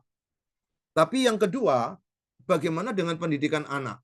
Akan memberikan teladan yang tidak bagus, memberikan teladan yang tidak menolong dia untuk bisa dekat dengan Tuhan. Maka pada waktu dikatakan keunikan pernikahan Kristen, tentu saja maka dasarnya, landasannya adalah apa yang menjadi kebenaran, tentu adalah kebenaran yang ada di dalam Alkitab. Jadi pada waktu nanti Ibu Ana ingin anaknya itu bisa menikmati pernikahan dengan pasangan yang sama-sama memiliki Yesus, tentu pasangannya harus dilayani baik-baik. Makanya perlu mencarikan tempat ibadah gereja yang bisa welcome untuk anak muda. Harus mencarikan pastor atau pendeta yang bisa memahami mereka. Jangan asal gerejanya bagus, Pak. Gerejanya keren, Pak. Dia di mall, Pak. Dia bisa ini itu. Tapi ada nggak relationship yang mau membangun hubungan dengan si anak tersebut? Karena ini membutuhkan penginjilan yang sifatnya lebih kreatif. Kreatif evangelism. Maka bagaimana membawa anak ini untuk bisa berjumpa Yesus, maka perlu cara-cara khusus. Itu sebabnya tidak mudah, tapi tidak sulit. Karena apa? Karena kita punya Tuhan yang hidup. Ibu bisa mendoakan asal anak ibu memang sudah mengambil keputusan mau menikah kalau pasangannya itu jadi sama-sama ikut Yesus. Keputusan ini ada di tangan anak ibu. Tapi kalau anak ibu menganggap ini adalah seperti meneladani orang tuanya, itu yang menjadi pergumulan tersendiri bagi Ibu Ana. Karena apa? Karena anak punya teladan, yaitu ibu dan papanya. Tapi kalau kita bisa dengan lembut, bukan cuma larangan boleh atau tidak, tapi jelaskan risiko-risikonya. Kalau kamu begini, beda cara berpikir tentang siapa Tuhan. Beda cara berpikir tentang cara ibadah. Beda berpikir tentang cara moral kebaikan dan sebagainya. Ini yang akan membuat gangguan-gangguan di antara mereka berdua. Maka ibu bisa menasihati anak ibu seperti itu. Tapi carilah sebuah tempat ibadah yang kita tahu bahwa memiliki fokus atau pendekatan yang bagus untuk anak muda. Tentu saja sepertinya harus mendapatkan satu tempat ibadah. Saya tidak rasis ya. Kalau seperti ini, mungkin harus masuk ke gereja yang anak mudanya banyak yang dari Tionghoa. Karena untuk melakukan pendekatan dengan anak muda ini. Kita suka tidak suka, gereja itu tetap akan terpecah oleh diskriminasi. Mungkin itu dari saya, Bu Ana. Apakah menjawab? Iya. Atau biasa? Saya cuman gini sih, Pak. Ya. Saya cuma bilang sama anak saya gini. Mama sih nggak, maksudnya dia mau bukan orang kaya, nggak masalah, kata saya gitu. Yang penting dia terima Yesus. Saya bilang gitu kan. Karena kalau dia terima Yesus, dan dia dibaptis, maksudnya dia terima Yesus, maksudnya dia bertobat gitu ya Pak ya, bertobat terima Ya, Yesus, dan dia dibaptis. Mama setuju, saya bilang gitu, Mama setuju. Tapi kalau dia nggak terima Yesus, cuman ikut-ikut ke gereja, maaf ya, Mama nggak setuju, biar gimana pun. Saya bilang gitu sih Pak. ya enggak Saya apa-apa. nggak keras sama dia, cuman itu aja sih permintaan saya. Saya bilang gitu sama dia, sama anak saya gitu Pak. Puji Tuhan, Bu. Jangan sampai nanti tiba-tiba kawin lari loh, Bu ya. Jaga baik-baik anaknya ya. Iya, enggak Ya. sih Pak. Kalau anak saya itu apa ya? Bukan saya memuji anak saya, tapi karena dia tahu dia dari kecil itu sama saya gitu, dan dia tahu saya lah yang memperjuangkan dia untuk dia sekolah sampai dia kuliah. Jadi dia nggak pernah mau buat mamanya kecewa gitu ya. Dan saya juga selalu ingatkan yang terbaik ya buat dia untuk selalu aktif di gereja, dan puji Tuhan sih Pak ya. Tapi mungkin kalau untuk dia terus ngomong sama cowoknya itu ya mungkin butuh waktu ya Pak ya, mungkin butuh waktu. Itu aja sih Pak. Makanya yang saya takutkan cuman apakah dia nanti seperti bapaknya gitu, itu yang saya takutkan. Itu aja sih Pak. Oke, kalau yang Ibu takutkan itu nggak penting, tapi yang berbahaya itu nanti saya teringat lagunya Gomblo. Kalau cinta datang itu tai kucing bisa rasa coklat loh, Bu. Iya, iya itu lagunya si Gomblo kan.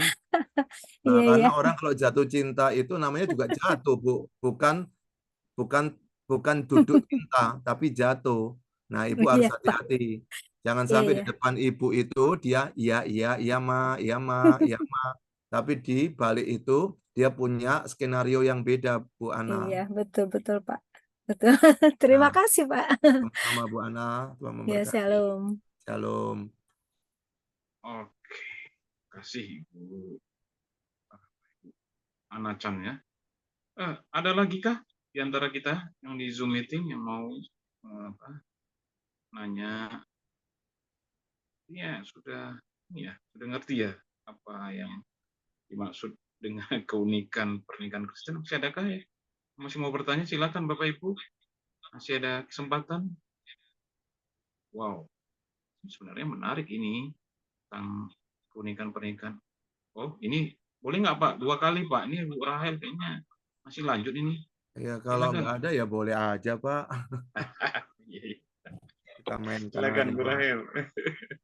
Wah, pendeta nanya lagi Bu ya. Rahel, ya Bu Rahel. Jadi gini Pak, saya melihat ini banyak sekali sekarang perkawinan perbedaan agama Islam. Nah, menurut Pak Pendeta tuh bagaimana Pak? Karena ini sekarang sudah seperti di sekeliling saya tuh banyak sekali udah begitu. Padahal mereka adalah Kristen yang dari lahir, Pak, bukan baru. Nah, kira-kira apa Pak yang Pak, menurut Bapak tuh bagaimana Pak? Oke. Sebelumnya mungkin saya perlu spesifik lagi. Tolong bedakan orang Kristen dan orang agama Kristen. Saya tidak menyebut agama lain. Karena orang Kristen itu adalah orang yang berjumpa dengan Yesus karena kasih karunia. Tapi di Indonesia KTP-nya akan beragama Kristen. Tapi orang beragama Kristen belum tentu dia seorang Kristen. Bagaimana kita ngeceknya? Itu dari buahnya. Jadi bukan karena dibaptis, bukan karena sudah khotbah. Banyak sekali loh pengkhotbah itu belum lahir baru loh. Khotbahnya bagus, lingkungannya juga lancar. Saya barusan dapat kabar dari teman saya, itu ada para penginjil ke sebuah pulau, kemudian di pedalaman di pulau itu, lalu dia meniduri gadis di situ loh, sampai hamil.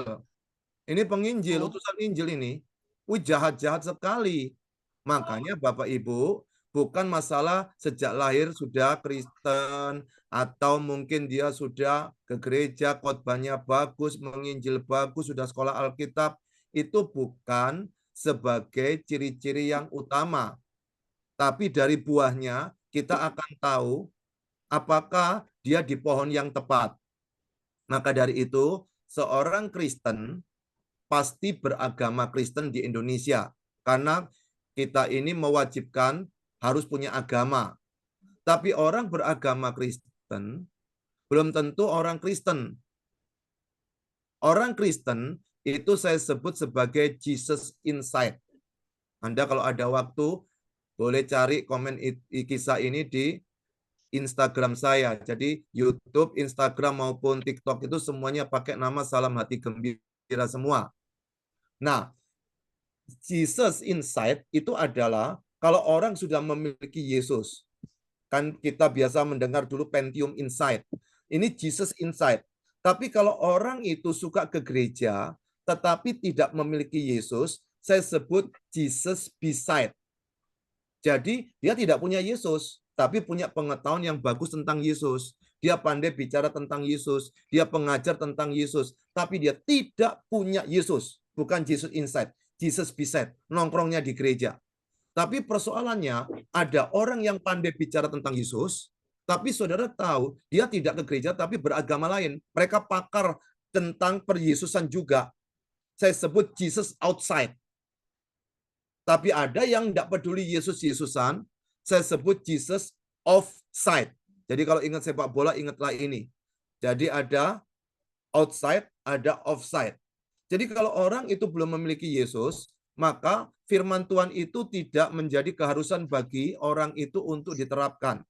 Karena apa? Karena firman Tuhan hanya mengikat untuk mereka yang adalah warga negara kerajaan surga. Mengikat bagi mereka yang terhubung dengan Yesus sang kepala. Mereka terikat dengan Yesus sebagai mempelai pria mereka dan mempelai wanita. Kalau enggak terikat, maka hukum-hukum di sini ini tidak mengikat mereka. Makanya saya tidak pernah memaksa orang agama Kristen menjadi pelaku firman. Tapi kalau dia seorang Kristen, dia tidak melakukan firman, saya ragu-ragu dia seorang Kristen. Mungkin dia seorang beragama Kristen. Nah, ketika kita tahu perbedaan ini, maka kita bisa lebih gampang melayani seseorang. Dari cara bicaranya, dari tutur katanya, dari melihat lawan jenisnya. Itu kita bisa tahu dia seorang Kristen atau tidak. Jadi Bu, bukan karena sejak lahirnya Bu. Tapi kalau orang itu sudah berjumpa dengan Yesus, maka Roh Kudus akan menolong dia mengubah karakter yang lama menjadi baru. Kalau ada seorang yang terjebak kepada LGBT dan dia berjumpa dengan Yesus, maka kekuatan Roh Kudus yang dari inside, dari dalamnya dia, itu akan memampukan dia untuk mengubah hidupnya supaya tidak hidup dalam dosa. Itu otomatis, Bu, Pak, Bapak, Ibu, Saudara. Jadi tidak perlu kita kebingungan, ketakutan, tapi dari buahnya. Makanya Yesus suka berkata, firman Tuhan suka berkata, jangan takut, jangan khawatir. Karena apa? Kita tidak pernah sendirian. Kita bersama Immanuel. Immanuel, Allah beserta kita. Bapa, Putra, Roh Kudus. Bukan Immanuel, Tuhan beserta kita. Ada haleluya, itu terpujilah Tuhan. Bukan haleluel. Jadi Immanuel, itu Allah beserta kita. Maka disitulah kita melakukan bagian kita. Kita menjadi berkat bagi orang lain, tapi ingat baik-baik, kita hanya alat. Kita bukan juru selamat. Apakah ini membantu, Bu Rahel, untuk menjawab pergumulan Ibu? Bu Rahel, wait. Bu Rahel silakan. Iya, Pak Pendeta, saya ngerti. Satu lagi Pak, jadi salah satu dari teman saya menikah dengan Muslim itu, dua-duanya ikut jadi penyanyi kor di satu gereja Katolik. Nah, itu menurut Bapak, apakah itu bisa diterima sebagai pelayan di gereja atau gimana Pak? Kalau saya Yang sebagai satunya pendeta, Muslim. saya tidak terima, Bu. Jangankan itu, Bu, syarat-syaratnya itu banyak. Kalau saya pendetanya ya. Kenapa? Karena itu sudah diatur di Alkitab, di Timotius dan di surat Titus. Siapa yang boleh? Lah bagaimana melayani Yesus tapi orangnya tidak percaya Yesus? Yang dilayani siapa, Bu? Gereja. Ya itu. Iya. Iya. Saya juga bingung kok bisa gitu. Jadi sebenarnya. Iya, Bu. Dan juga kan udah bercerai gitu kan juga tidak bisa diterima sebenarnya Pak ya, Iya, betul, kalau Bu. bercerai gitu. Iya, Oh betul, iya, Bu. Heeh. baik. Yang penting saya tahu pandangan-pandangannya itu. Iya, Terima Bu. kasih Pak Oke, Pendeta. sama-sama, Ibu. Ya, shalom, selamat malam. Shalom, selamat malam. Ya, terima kasih Ibu Rahel. Nah, lanjut Bu. Ini Pak Pendeta, ada Ibu Heni. Silakan Bu Heni. Ya, makasih Bang Kodek ya. Salam kenal Pak dari Heni. Salam kenal. Saya senang sekali Bapak menjadi narasumber di Zoom kami. Ya, Good itu morning juga ya, Bu ya. karena. Sorry Bu. Good morning. Sebentar ya. Iya, sebentar saya.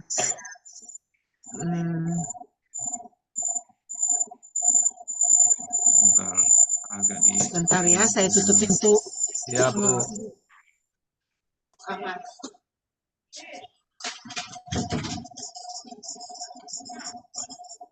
Mungkin. Sebentar. Sekarang udah selesai ya, nggak soring ya. Baik. Pak, saya memperhatikan cara Bapak mengajar. Saya telat untuk hadirnya karena tadi saya ada jam kuliah. Tetapi selagi kuliah pun saya udah melirik. Wah, Bapak ini ngajarnya tingkatnya seperti dosen nih, cara ngajarnya. Luar biasa, saya terkesima, Pak. Dan saya setuju banget dengan apa yang Bapak poinkan tadi mengenai hidup kekristenan itu supaya kita nggak salah, kita harus hidup di dalam kebenaran ya Pak ya, hidup tahu mana membedakan mana yang baik, mana yang salah, itu kita harus pintar memilihnya. Nah, saya ingin sekali Pak untuk Bapak terus memberikan pelajaran-pelajaran untuk berikutnya supaya mengedukasikan banyak orang. Seperti tadi Bapak katakan, contoh soal ada hamba Tuhan yang sudah beragama Kristen sudah cukup lama, tetapi kehidupan mereka tidak mengikuti ke pengajaran yang benar ya Pak ya. Ya, Bu. Tidak sesuai dengan ajaran Kristen gitu. Bu. Nah, saya juga di Amerika ini kan Bapak tahu sekali ya. Ya, Bu, tahu.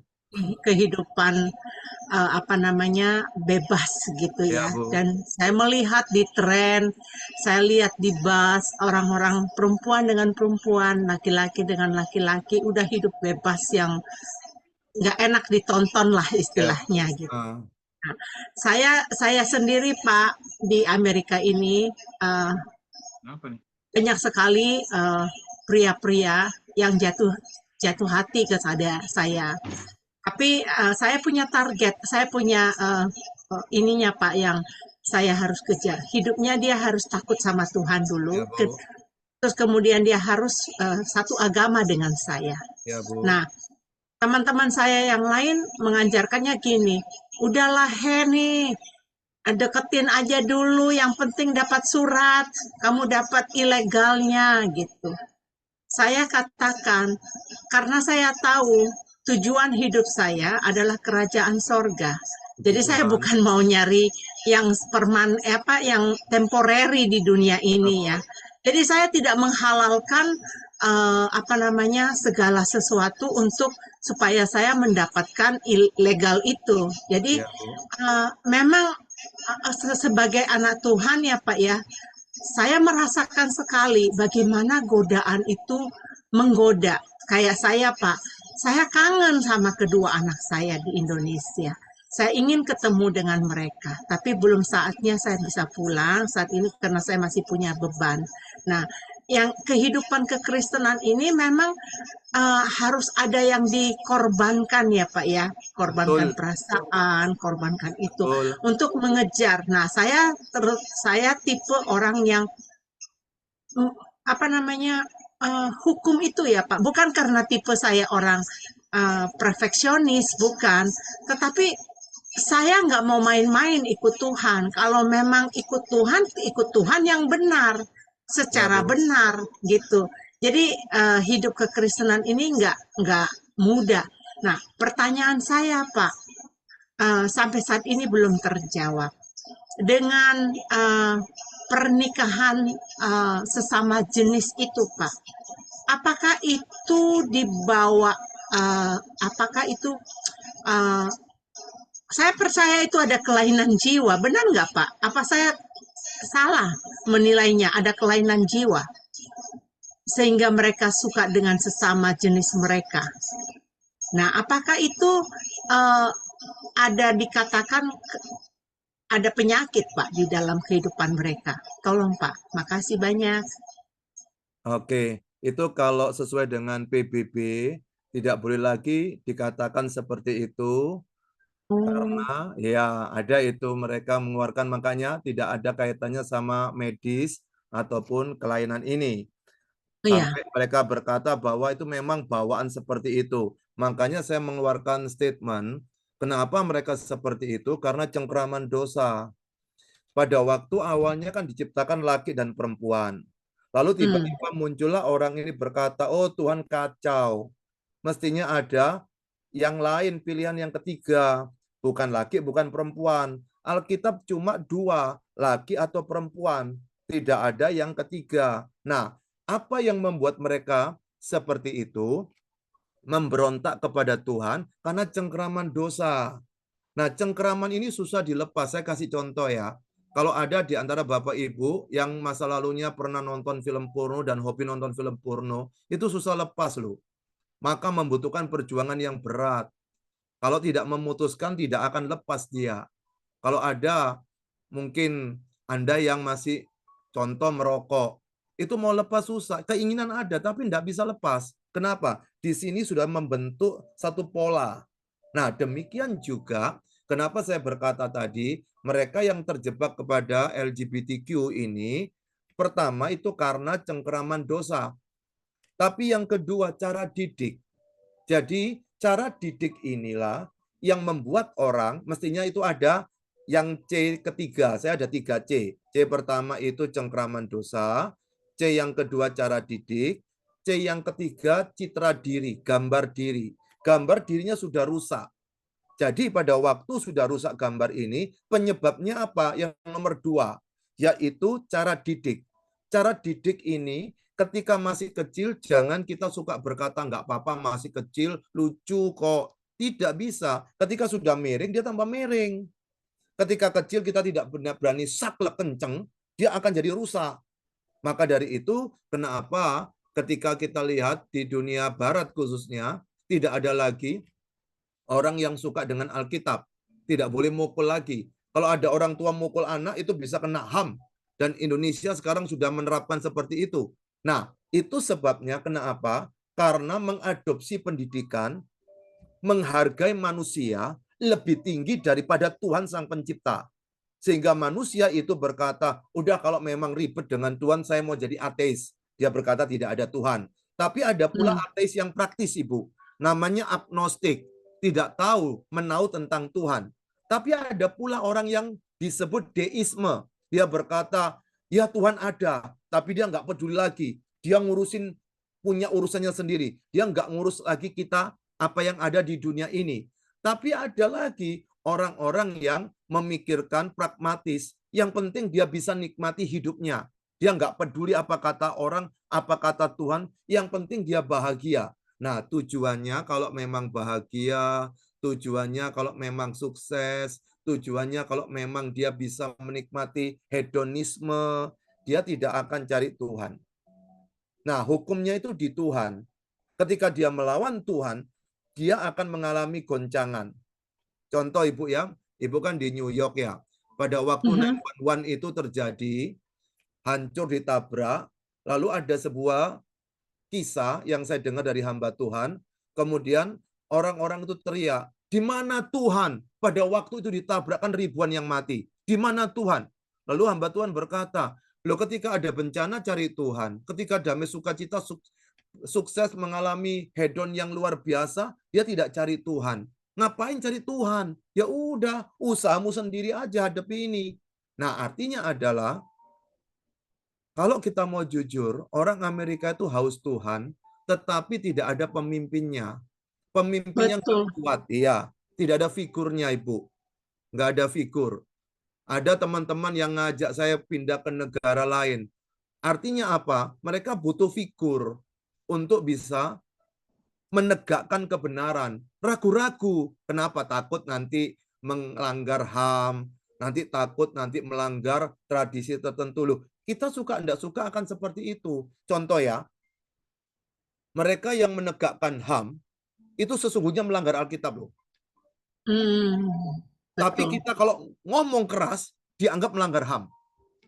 Kita mau jujur-jujuran aja, terbuka. Jadi mereka ketika menegakkan itu kan ada aturan Alkitab. Tapi dia tidak mempedulikan Alkitab. Nah, yang seperti ini sering kita tidak berani bersuara kepada orang karena dianggap nanti jadi fanatik lah, nanti dianggap menjadi orang yang kuper kampungan. Loh, saya mempelajari AI, Bu. Artificial Intelligence. Sampai sebatas mana? Sudah robotik semua. Nanti suatu hari pengkhotbah pun sudah pakai robot seperti itu. Konseling pakai robot. Bahkan di Jepang mereka tidak mau menikah dengan orang, tapi menikah dengan doll, boneka.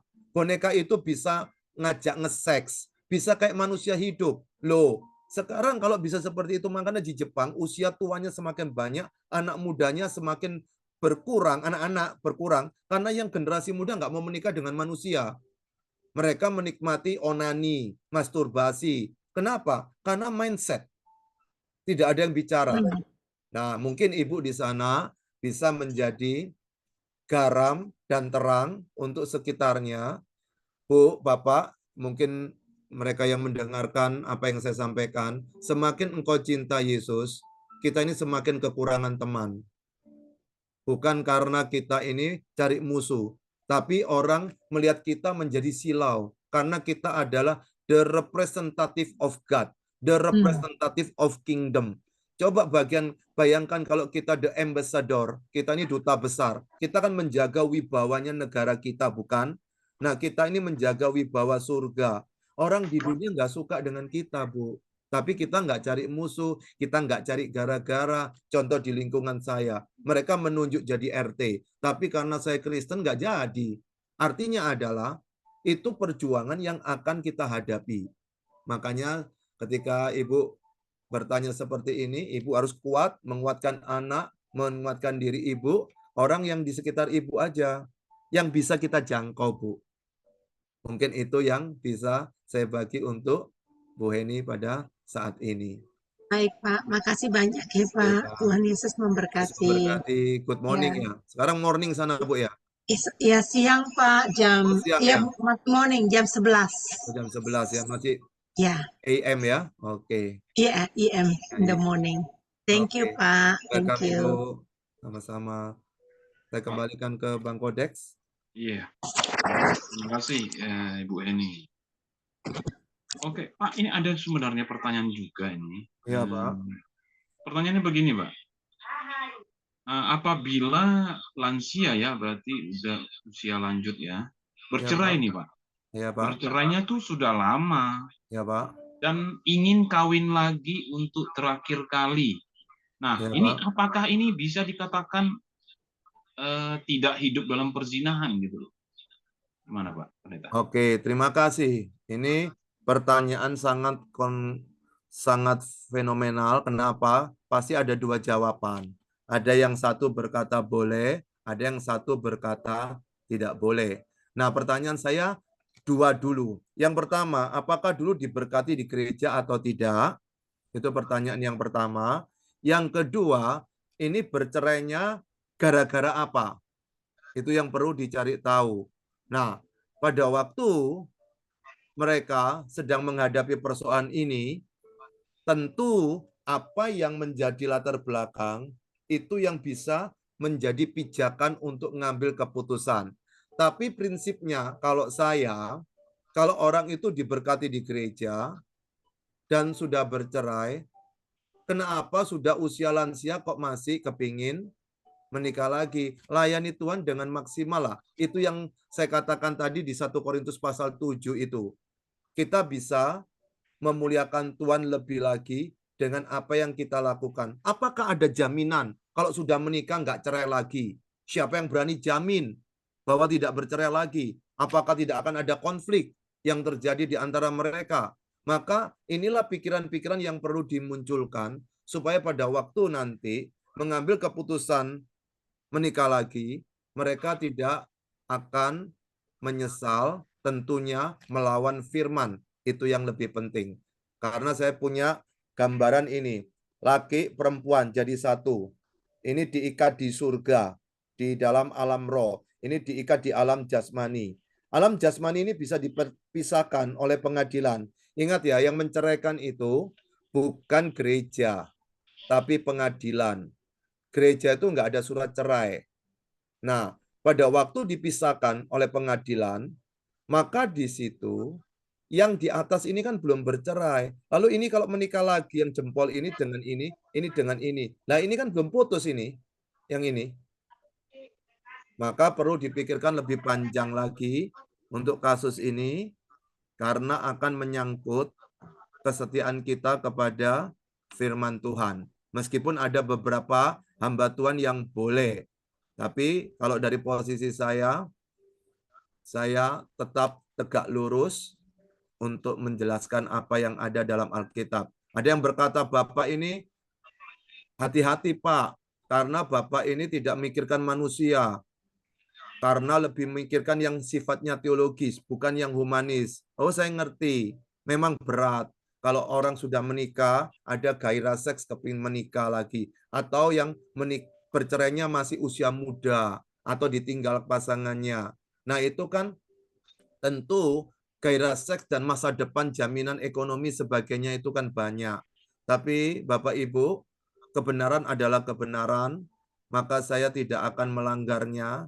Alangkah indahnya kalau kita yang mengalah, karena melawan Tuhan itu lebih banyak kalahnya.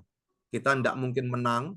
Kalaupun kita menang, itu cuma perasaan kita, karena kita tidak tahu berapa lama lagi kita di dunia dan harus berhadapan dengan Allah Tritunggal. Mungkin itu dari saya, Pak Kodeks. Oh ya, ini sekedar informasi Pak ya, bahwa itu pemberkatannya di gereja loh Pak. Terus cerainya itu cerai hidup. Oh janganlah, kalau saya Pak ya. Dan ada alasannya itu karena dia masih aktif di politik Pak, gitu situasinya. Iya, itu dia. Kalau saya sih jangan. Saya tidak peduli dalam tanda petik dia bikin apa. Ya cobalah agak sungkan sama Tuhan lah. Agak menghargai ketuhanan, bukan kemanusiaan. Saya bukan pembela Tuhan ya. Bukan. Tapi karena saya hamba Tuhan, saya menyuarakan apa yang ada di dalam Alkitab. Begitu Bang Kodeks. Oke. Ya. Oke, sih. Pak Pendeta, kami ucapkan terima kasih ya dari sama Sema Adonai karena kehadiran Bapak bisa sharingkan sesuatu yang berharga bagi kami di Zoom meeting ini, bagi teman-teman di sini, Bapak Ibu semua, juga di channel-channel YouTube yang juga menyaksikan ya. Nah Pak, sebagai kata-kata terakhir ya, maksudnya closing statement-nya, apa yang Bapak mau, Pak Pendeta Dr. Juanda mau sampaikan kepada kami semua, dan juga nanti Pak diakhiri dengan doa atau ucapan berkat ya Pak dari Pak Pendeta. Oke. Di dalam segala hal kita tidak boleh egois. Tapi dalam hal dua ini belajarlah egois. Yang pertama untuk hidup kudus dan menjadi pelaku firman. Sekali lagi, dalam segala hal silakan tidak boleh egois. Tapi dalam dua hal, supaya kita hidup kudus dan menjadi pelaku firman, kita perlu egois. Kalau suami tidak mau hidup kudus, hiduplah kudus sendiri. Kalau suami tidak mau jadi pelaku firman, jadilah pelaku firman sendiri. Kalau orang tua tidak mau hidup kudus, anak-anak hiduplah kudus sendiri. Kalau lingkungan kita semua korupsi, kita jangan korupsi. Maka keputusan di tangan kita masing-masing. Itu mungkin yang bisa saya sampaikan. Langsung doa ya Bang Kodeks ya? Iya Pak Pendeta. Oke. Mari kita bersama-sama berdoa yuk. Segala puji hormat syukur hanya untuk kemuliaan Allah Bapa Sang Pencipta alam semesta. Segala puji hormat syukur hanya untuk kemuliaan Yesus Kristus, Tuhan dan satu-satunya juru selamat orang berdosa. Segala puji hormat syukur hanya untuk kemuliaan Roh Kudus, Roh yang menginsyafkan kami dari dosa, menghibur dan menuntun ke jalan yang benar. Allah Tritunggal yang Esa, kami bersyukur untuk malam yang indah ini. Kami bersama-sama berbagi tentang kebenaran firman Tuhan. Ajar kami setia kepada Tuhan di atas pergumulan dan filosofi yang berkembang di antara kami masing-masing yang membuat kami kebingungan untuk meletakkan kaki kami di jalurnya Tuhan. Terima kasih, kami punya Alkitab yang tetap terjaga keotentikannya sampai hari ini. Ajar kami untuk setia menyenangkan Tuhan saat kami masih bisa hidup di dalam dunia ini. Berkati Bang Kodex yang terus mengkoordinir acara melalui Zoom maupun YouTube. Berkat Tuhan menyertainya pula. Berkati kebutuhan dana mereka, berkati juga persekutuan di antara mereka. Kami serahkan juga para penikmat, baik itu di Zoom maupun di YouTube, berkat Tuhan menyertai mereka. Jikalau mereka hari ini ada persoalan masalah suami istri, Tuhan berikan hikmat bijaksana, supaya mereka belajar yang benar, yang mengerti firman, bisa mengalah untuk menemukan jalan keluar. Seperti Yesus yang sudah berkorban dan mau mengampuni di atas kayu salib.